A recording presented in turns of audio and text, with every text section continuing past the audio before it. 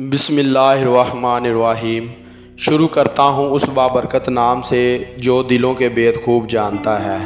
آج کا موضوع ہے سیرت مصطفیٰ صلی اللہ علیہ وآلہ وسلم۔ ولادت باسعادت باوقت صبح و صادق بروز پیر ربیع الاول میں، جبکہ آپ کی والد حضرت عبداللہ کی وفات ہو چکی تھی۔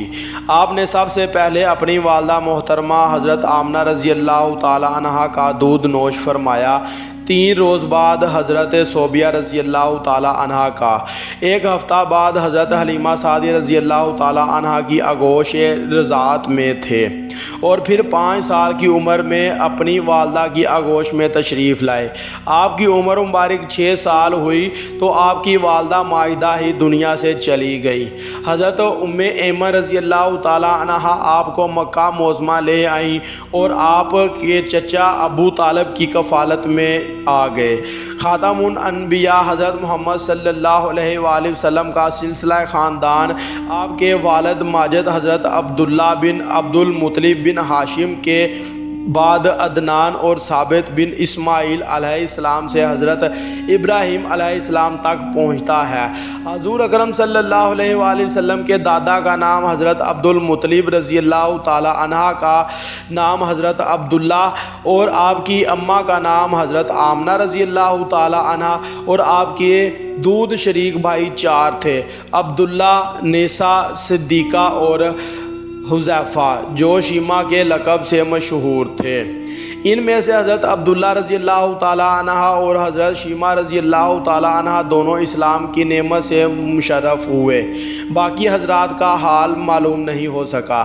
آپ کے چچا حضرت حمزہ رضی اللہ تعالی عنہ نے بھی بچپن میں حضرت صوبیہ کا دودھ پیا تھا، اس لیے وہ بھی رضاعی بھائی تھے۔ رسول اللہ صلی اللہ علیہ وآلہ وسلم کی مادری زبان مبارک عربی تھی۔ اللہ تعالیٰ نے اپنی آخری مقدس کتاب قرآن مجید کو عربی زبان میں نازل فرمایا، اور اہل جنت کی زبان بھی عربی ہی ہے۔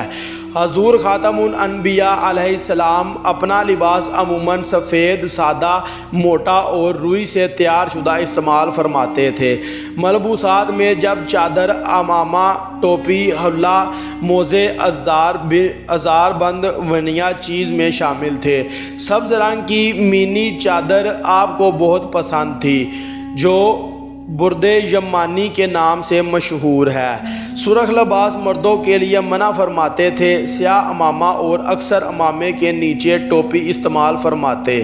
گھر میں جو ٹوپی پہنتے وہ سر مبارک کے بالوں کے ساتھ چپٹی ہوتی۔ عمامے کے دونوں شملے پیچھے شانے مبارک پر ہوتے۔ نمائشی اور فاخر اللباس کو ناپسند فرماتے۔